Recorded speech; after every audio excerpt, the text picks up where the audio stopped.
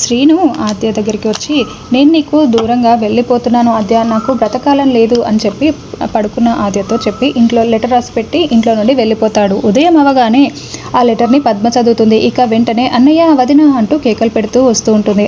ఏమైంది అని అందరూ హాల్లోకి వస్తారు. అప్పుడు ఆద్య కూడా ఏమైంది అని అడుగుతూ ఉంటుంది. నిన్ను ప్రాణానికి ప్రాణంగా ప్రేమించిన పాపానికి ప్రాణాలు తీసుకోవడానికి వెళ్ళాడే, చచ్చిపోవడానికి వెళ్ళాడు నా సీను అని ఆద్యపై పద్మ మండిపడుతూ అరుస్తూ ఉంటుంది. ఏం మాట్లాడుతున్నారత్తయ్య అని ఆద్య అడుగుతూ ఉంటుంది. ఇంకోసారి ఆ మాట అన్న నన్ను పిలవకే, నిన్ను ప్రేమించిన పాపానికి అది వాడు చావడానికి వెళ్ళాడు అని పద్మ తిడుతూ ఉంటుంది. అయ్యో శ్రీను, ఎందుకు ఇంత పని చేశావు అని ఆద్య కుప్పకూలి ఏడుస్తూ ఉంటుంది.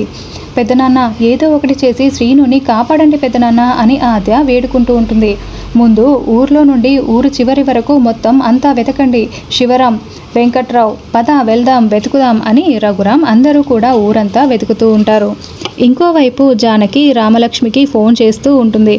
అమ్మా, నేను హాకీ ప్రాక్టీస్లో ఉన్నాను, ఏంటో చెప్పమ్మా అని రామలక్ష్మి అడుగుతూ ఉంటుంది.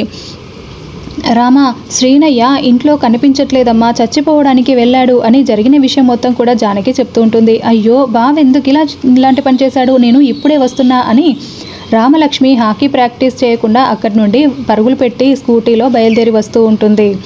ఇంకోవైపు శౌర్య రామ రామ అని గ్రౌండ్ అంతా వెతుకుతూ పిలుస్తూ ఉంటాడు. అయితే రామ ఎక్కడ కనిపించకపోవడంతో ఏంటి ఇప్పుడు ప్రాక్టీస్ చేయకుండా ఈ రామ ఎక్కడికి వెళ్ళిపోయింది అని శౌర్య కోపంతో రగిలిపోతూ ఉంటాడు. రామలక్ష్మి ఏమో శ్రీనుని వెతకడానికి స్కూటీలో తిరుగుతూ ఉంటుంది.